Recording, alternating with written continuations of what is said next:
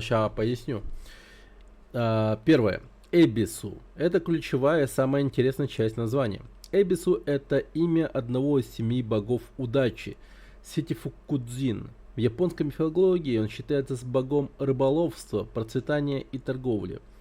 Эбису часто изображает с удачкой и рыбой, морским лещом, тай и широкой улыбкой. Он олицетворяет благополучие, богатство и успех в бизнесе. Назвать место в его честь — это как пожелание жителям процветания и удачи. Гаока переводится как холм. Поняли, да? Переводится как холм, возвышенность. Га — это грамматическая частица, которая выполняет функцию апострофа или дефиса в английском языке, соединение слова. То есть эбису но ока, холм ибису.